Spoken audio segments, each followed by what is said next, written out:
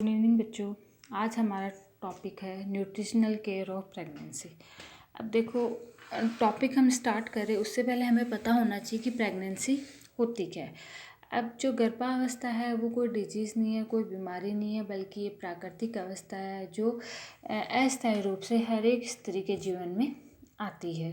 ठीक है, तो इस अवस्था में गर्भवती स्त्री जो होती है उसको संभवतः कुछ न कुछ कष्ट होते रहते हैं, और कुछ कष्ट ऐसे होते हैं जो समय के साथ अपने आप ख़त्म हो जाते हैं, और कुछ ऐसे होते हैं कि बहुत ज़्यादा कॉम्प्लिकेशन कंडीशन क्रिएट कर देते हैं। तो इससे बचने के लिए स्त्री को जो है अपने आहार, व्यक्तिगत स्वच्छता, पोशाक, व्यायाम व दैनिक क्रियाओं को नियमित व संतुलित करना चाहिए। ठीक है, प्रेगनेंसी जो है वो मुख्यतः 9 महीने और 7 दिन की मानी गई है, या अगर हम दिन में लें तो 240 दिन की मानी गई है। एक जो प्रेग्नेंट लेडी है उसको केवल डॉक्टरी गाइडेंस के बेस पे ही नहीं रहना चाहिए, बल्कि खुद की जो डेली रूटीन है और खुद का जो वर्क है और खुद की जो स्वास्थ्य हेल्थ के बारे में खुद को जानकारी होनी चाहिए। तो कौन कौन से पॉइंट्स हैं जिनको ध्यान में एक प्रेग्नेंट लेडी को रखना चाहिए। तो सबसे पहला है आहार, आराम व निद्रा, पोशाक, व्यायाम, स्वच्छ वायु व सूर्य का प्रकाश, शारीरिक स्वस्थता, care of breast, sexual intercourse, intestinal health, ठीक है, mental health, increase in weight. ये सारी चीज़ें हैं, ठीक है, जिनमें एक प्रेग्नेंट लेडी को ध्यान में रखना चाहिए। तो हम यहाँ 1 बाय 1 पॉइंट लेके चलते हैं। तो सबसे पहला जो हमारा पॉइंट है वो है आहार। अब एक गर्भवती स्त्री का जो आहार है वो बहुत ज़्यादा महत्व रखता है, क्योंकि स्वस्थ शिशु को जन्म देने के लिए माँ का स्वस्थ रहना ही अति आवश्यक होता है। अगर माँ स्वस्थ रहती है तो ही एक स्वस्थ शिशु का जन्म हो सकता है।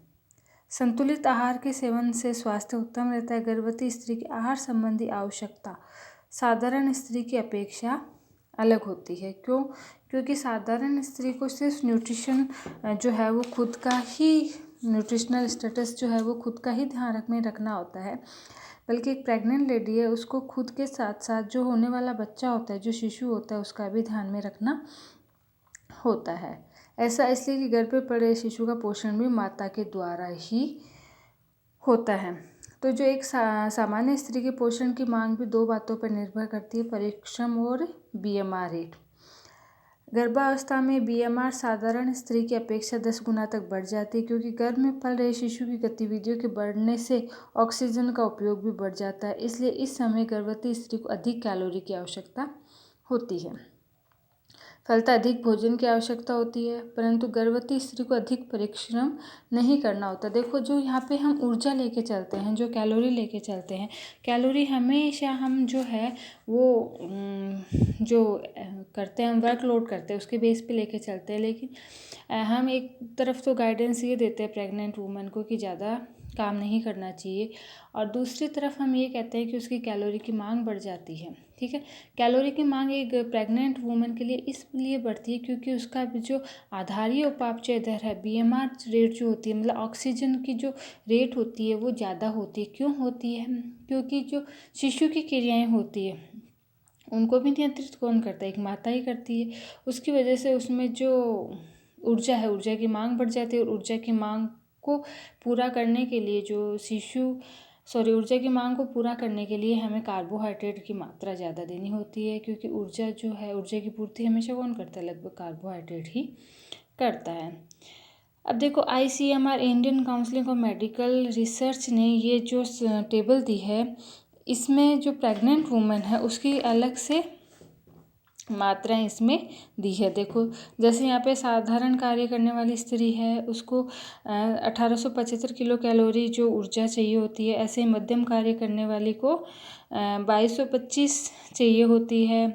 ठीक है, तो जिस वर्कलोड में महिलाएं आती है उसमें +300 जो है वो एक गर्भवती महिला को चाहिए। ऐसे ही जो प्रोटीन है साधारण अवस्था में जितना चाहिए होता है उससे 15 ग्राम ज़्यादा चाहिए होता है।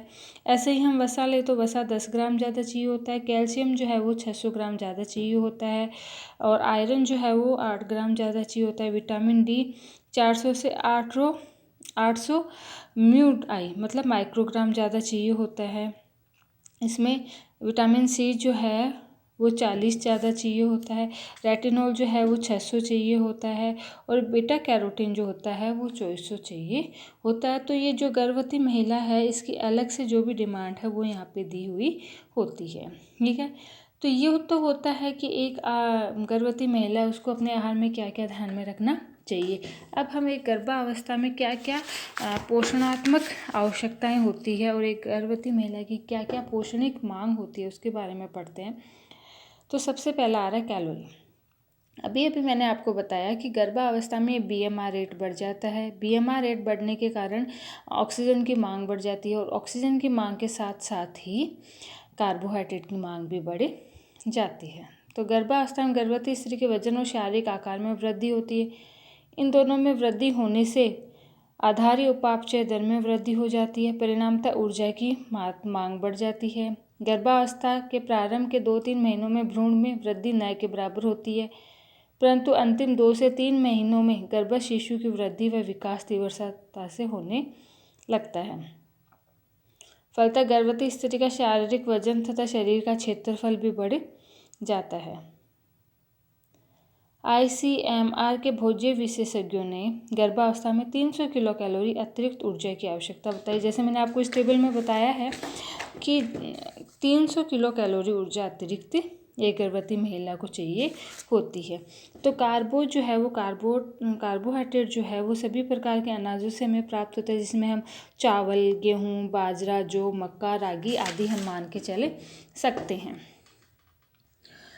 गुड़, शक्कर जड़ वाली सब्जियों में मिलता है, इसलिए अनाज का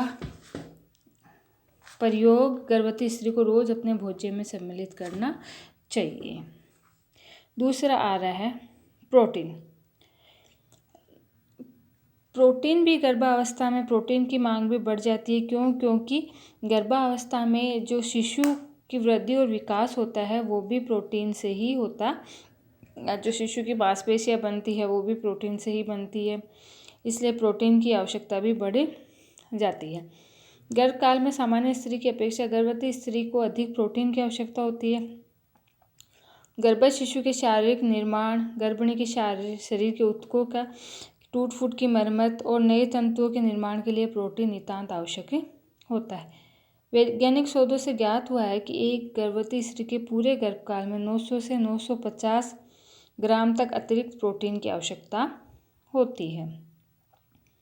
गर्भस्थ शिशु के शरीर निर्माण में भी प्रोटीन से ही होता है। प्रोटीन की पूर्ति हेतु गर्भवती स्त्री के आहार में दाल, सूखे मेवे, सोयाबीन, मांस, मछली, अंडा, दूध, पनीर, दही, मूंगफली आदि भोज्य पदार्थों का पर्याप्त मात्रा में सम्मिलित करना चाहिए। सोयाबीन जो होता है उसमें सबसे ज़्यादा प्रोटीन होता है। जो माताएं निरामिष है, मतलब जो नॉनवेज नहीं खाती हैं, क्योंकि नॉनवेज हम ज़्यादातर किस में मान के चलते हैं, प्रोटीन में मान के चलते हैं, तो उन्हें सोयाबीन का रोज सेवन करना चाहिए। सोयाबीन को गरीबों का मांस भी कहा जाता है। तीसरा आ रहा है वसा। गर्भावस्था में वसा की मात्रा बढ़ाने की कोई खास जरूरत नहीं होती है, क्योंकि आहार में वसा के अधिक सेवन से गर्भाशय में चर्बी का संग्रह हो जाता है, मोटापा बढ़ता है। मोटापा बढ़ने से कई प्रकार की बीमारियां हो जाती है। संतृप्त वसा जैसे घी, डालडा आदि का उपयोग कम से कम किया जाना चाहिए। देखो यहाँ पे मैं आपको बता रही हूँ, वैसे तो आप फर्स्ट ईयर में पढ़ चुके हो कि वसा के 2 टाइप्स होते हैं, संतृप्त वसा और असंतृप्त वसा। तो जो संतृप्त वसा होती है उसका जमाव हमारे शरीर में होता है और ये कई बीमारियों को बढ़ाता है। हमारे शरीर में कोलेस्ट्रॉल लेवल को भी संतृप्त वसा ही बढ़ाता है। और जो असंतृप्त वसा होती है वो हमारे शरीर में हमें ऊर्जा देने के काम में आती है। तो संतृप्त वसा का उपयोग कम से कम किया जाना चाहिए। अधिक वसायुक्त भोजन गरिष्ठ, भारी एवं देर से पचते हैं। यह पाचन प्रणाली में गड़बड़ियां उत्पन्न कर देता है। गर्भावस्था में असंतृप्त वसा जैसे तेल का प्रयोग श्रेष्ठ रहता है। गर्भिणी को तेल से बने खाद्य पदार्थों का ही सेवन करना चाहिए। अब आ रहा है कैल्शियम। कैल्शियम की मात्रा साधारण स्त्री की तुलना में गर्भावस्था में जस्ट डबल हो जाती है। क्योंकि कैल्शियम से ही हड्डियों का विकास होता है, और जब एक शिशु ग्रोथ करता है तो उसमें हड्डियों का विकास होता है, तो उसकी पूर्ति के लिए गर्भावस्था में प्रेग्नेंट जो लेडी होती है उसको कैल्शियम देना मतलब साधारण अवस्था की अपेक्षा अधिक देना चाहिए। यदि गर्भवती स्त्री के आहार में कैल्शियम पर्याप्त मात्रा में विद्यमान नहीं रहता है तो गर्भस्थ शिशु अपने माता के शरीर से कैल्शियम का अवशोषण करने लगता है और उससे क्या होता है, माता की जो अस्थियां होती हैं वो कमज़ोर हो जाती है और माता को ऑस्टियोमलेशिया रोग हो जाता है। गर्भावस्था में शिशु 30 ग्राम कैल्शियम अपनी माता के शरीर से संग्रहित करता है। गर्भावस्था के अंतिम 3 महीनों में कैल्शियम की मांग बढ़ जाती है क्योंकि गर्भस्थ शिशु का विकास तीव्र गति से होता है, इसलिए 500 से 600 ग्राम अतिरिक्त कैल्शियम की आवश्यकता होती है। गर्भावस्था में प्रतिदिन 1 ग्राम कैल्शियम का सेवन करना चाहिए। दूध, दही, पनीर, छाछ, खीर, दूध से बने व्यंजन कैल्शियम प्राप्ति के अच्छे स्रोत माने गए हैं। ठीक है, अतः आहार में इन्हें समावेश करना चाहिए। गर्भकाल के अंतिम 3 महीनों में कैल्शियम की मांग बढ़ जाती है, इस कारण केवल आहार द्वारा इसकी पूर्ति नहीं हो पाती है, अतः कैल्शियम की पूर्ति गोलियों अथवा टॉनिक्स द्वारा किया जाना चाहिए। जो भी हम कैल्शियम की पूर्ति गोलियों और टॉनिक के द्वारा करते हैं तो वो हमें डॉक्टरी सलाह से ही करना चाहिए। अब लोहा, गर्भस्थ शिशु के शरीर में रक्त तथा हीमोग्लोबिन के निर्माण के लिए लोहा अत्यंत आवश्यक होता है। वैज्ञानिक शोध एवं अनुसंधानों से ये निष्कर्ष निकाला जा चुका है कि एक शिशु जब जन्म लेता है तो उसके शरीर में 300 मिलीग्राम लोहा संग्रहित रहता है। अपरा में 700 मिलीग्राम लोहा होता है। शिशु यह लोहा अपनी माता के शरीर से प्राप्त करता है। प्रसव के समय भी लगभग 120 mg लोहा निष्कासन की संभावना रहती है। इस प्रकार संपूर्ण गर्भावस्था में 540 मिलीग्राम आयरन जो है वो उसकी अतिरिक्त आवश्यकता होती है। गर्भस्थ शिशु माता के शरीर से लोहा का अवशोषण करता है। यदि माता के आहार में पर्याप्त मात्रा में लोहा तत्व उपस्थित नहीं होता है तो शिशु माता के रक्त से लोहा तत्व अवशोषित करने लग जाता है, जिससे गर्भवती स्त्री रक्त अल्पता रोग से ग्रसित हो जाती है। इसलिए हमें ध्यान रखना चाहिए कि माता के आहार में पर्याप्त मात्रा में लोहा तत्व युक्त भोज्य पदार्थ शामिल होने चाहिए। तो कौन कौन सी चीज़ें हैं जो लोहा तत्व युक्त होती हैं, तो उसमें हम मानते हैं कि हरी पत्तेदार सब्जियां, यकृत, केला, गुड़, पालक, अनार, अंडे की जर्दी, सलजम, हल्दी, मांस आदि लोहे के मुख्य स्रोत होते हैं। इन खाद्य पदार्थों को गर्भिणी के आहार में अवश्य ही शामिल करना चाहिए। अब है फास्फोरस। कैल्शियम के साथ साथ फास्फोरस की भी मात्रा गर्भावस्था के लिए आवश्यक होती है। गर्भस्थ शिशु के अस्थियां दांतों के निर्माण एवं विकास में कैल्शियम का जितना स्थान है उतना ही स्थान फास्फोरस का माना गया है। आयोडीन, गर्भकाल में आयोडीन की अधिक आवश्यकता होती है। भ्रूण के सामान्य तथा दिमागी विकास के लिए आयोडीन अत्यंत आवश्यक होता है। इसकी कमी से माता में घेंगा रोग या गलकंठ रोग हो जाता है। तो इसकी पूर्ति के लिए आयोडीन युक्त नमक आहार में सम्मिलित करना चाहिए।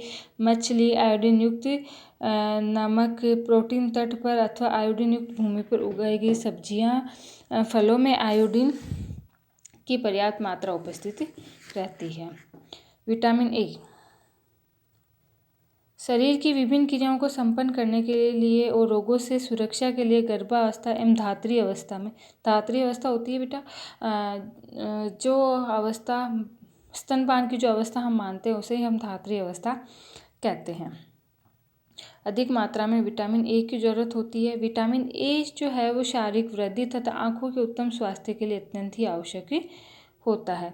विटामिन ए की कमी से आँखों के रोग हो जाते हैं जैसे रतौंधी, जीरोफथेलेमिया, केरेटोमलेशिया, जेरोसिस कंजक्टिवा, ठीक है, बीटॉट का धब्बा, फ्रिनोडर्मा, जेरोसिस कॉर्निया आदि जो रोग हैं वो विटामिन ए की कमी से हो जाते हैं। अगला है विटामिन डी। कैल्शियम तथा फास्फोरस के अवशोषण हेतु विटामिन डी अत्यंत आवश्यक माना गया है। विटामिन डी अस्थियों और दांतों की वृद्धि, सुदृढ़ता एवं मजबूती में महत्वपूर्ण भूमिका निभाता है। वे गर्भवती स्त्रियां जो घर से बाहर खेतों में अथवा खुले स्थानों पर काम करती है उनके लिए विटामिन डी की जरूरत नहीं होती है, क्योंकि सूर्य का जो प्रकाश होता है उसमें पर्याप्त मात्रा में विटामिन डी पाया जाता है, तो उनके लिए अलग से विटामिन डी की आवश्यकता नहीं होती है। मगर वे गर्भवती स्त्रियां जो बहुमंजिली इमारतों में रहती है, पर्दे में रहती है, उनके लिए विटामिन डी का होना अत्यंत ही आवश्यक होता है। अंडे की जर्दी, यकृत, मांस, वसायुक्त मछलियाँ, कॉड लिवर ऑयल आदि में विटामिन डी पाया जाता है। विटामिन सी गर्भावस्था में स्कर्वी रोग से बचाव, मसूड़ों की मजबूती, दांतों के स्वास्थ्य, संक्रामक रोगों से बचाव जैसे सर्दी, जुकाम, तपेदिक, निमोनिया आदि के लिए विटामिन सी बहुत ही आवश्यक होता है। विटामिन सी से हमारा जो इम्यून सिस्टम होता है, हमारी रोग प्रतिरोधक क्षमता है, वो मजबूत होती है। तो गर्भ शिशु के विकास में विटामिन सी का अमूल्य योगदान होता है। क्यों? क्योंकि यह कोलेजन का निर्माण करता है। कोलेजन जो होता है वो विभिन्न कोशिकाओं और ऊतकों को आपस में जोड़ने का काम करता है, जैसे अस्थि, दांत, संयोजी ऊतक आदि को जोड़ने का काम कौन करता है? विटामिन सी ही करता है। तो विटामिन सी जितने भी खट्टे फल और सब्जियां होती हैं उनमें विटामिन सी जो है वो पर्याप्त मात्रा में पाया जाता है। अब विटामिन बी गर्भवती माता के उत्तम स्वास्थ्य तथा गर्भ शिशु के समुचित विकास हेतु थायमीन का होना अति आवश्यक है। यह विटामिन बेरी रोग से सुरक्षा प्रदान करता है। नींद नहीं आना, सांस फूलना, तलवों व हथेलियों में जलन होना, पैरों की मांसपेशियों में खिंचाव आदि विटामिन थायमीन की कमी के कारण ही होता है। साबुत अनाज, शुष्क खमीर, दाल, यकृत, मांस, मछली, सूखे मेवे, मूंगफली, फलियां आदि में थायमीन पर्याप्त मात्रा में पाया जाता है। विटामिन B2 थायमीन की तरह ही राइबोफ्लेविन भी गर्भवती स्त्री के लिए अत्यंत आवश्यक होता है। इसकी कमी से राइबोफ्लेविनोसिस रोग हो जाता है। इस रोग में होठों के दोनों किनारे फटे जाते हैं और ये भी खमीर, दूध, यकृत, अंडा, साबुत अनाज, दाल, सूखे मटर आदि में पाया जाता है। फॉलिक अम्ल गर्भावस्था में फॉलिक अम्ल की पर्याप्त मात्रा होनी चाहिए, क्योंकि यह विटामिन गर्भिणी को मेगालोब्लास्टिक रक्त अल्पता से सुरक्षा प्रदान करता है। ये हरी पत्तेदार सब्जियां, यकृत, गुर्दे, गेहूं की मीगी का मतलब होता है जो गेहूं का भ्रूण होता है वो, खमीर, मूंगफली, अनाज, तिल, भिंडी आदि में ये पाया जाता है।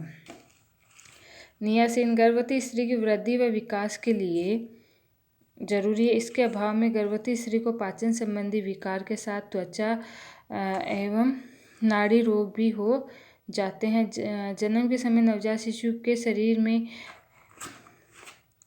निकोटिनिक अम्ल तथा कोई एंजाइम फर्स्ट और सेकंड उपस्थित रहता है। शिशु इसे माता के शरीर से ही प्राप्त करता है। पायरिडॉक्सिन गर्भ शिशु के विकास के लिए पायरिडॉक्सिन अत्यंत आवश्यक होता है। गर्भवती स्त्री को सीबोरेटिक डर्मेटाइटिस रोग हो जाता है अगर पायरिडॉक्सिन की कमी गर्भवती स्त्री में पाई जाती है। विटामिन B12 की कमी से पर्नीशियस रक्त अल्पता हो जाता है, तो इसकी पूर्ति हम मांस, मछली, अंडा, यकृत, पनीर, दही, दूध या दूध से बने व्यंजन के द्वारा कर सकते हैं।